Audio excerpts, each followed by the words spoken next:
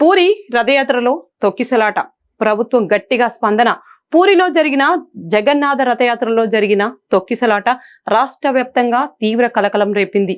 ఈ సంఘటనలో 3 భక్తులు మృతి చెందగా అనేక మంది గాయపడ్డారు. భద్రత లోపాలు ఈ విషాదన ఘటనకు కారణమేమై ఉంటాయని అధికారులు భావిస్తున్నారు. సంఘటన తర్వాత ఒడిశా ప్రభుత్వం వెంటనే చర్యలకు దిగింది.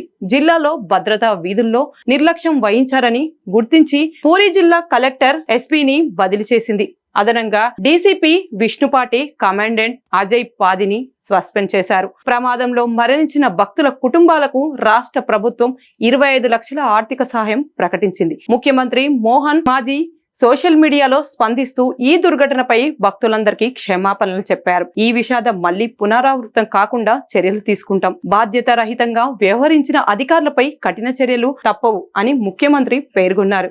ఇక కొత్తగా చెంచల్ రాణాను పూరి జిల్లా కలెక్టర్ గా, పీనాక్ మిశ్రాను ఎస్పీగా నియమించారు. ప్రమాదంపై పూర్తి స్థాయి పరిపాలన విచారణ జరిపేందుకు అభివృద్ధి కమిషనర్ నేతృత్వంలో విచారణ కమిటీ ఏర్పాటు చేశారు. ఈ ఘటనపై బీజేడీ అధినేత, ప్రతిపక్ష నాయకుడు నవీన్ పట్నాయక్ తీవ్రంగా స్పందించారు. పూర్తి రథయాత్రలో భద్రతా వ్యవస్థ పూర్తిగా విఫలమైంది. జన నమూనా నిర్వహణలో ప్రభుత్వం నిర్లక్ష్యంగా వ్యవహరించింది అని విమర్శించారు. గాయపడిన భక్తులు త్వరగా కోలుకోవాలని జగన్నాథుని ప్రార్థిస్తున్నారని నవీన్ పట్నాయక్ తన సోషల్ మీడియాలో ఖాతాలో తెలిపారు. ఒడిశాలో ఈ సంఘటన ప్రభుత్వ బాధ్యతపై పెద్ద చర్చకు దారితీసింది.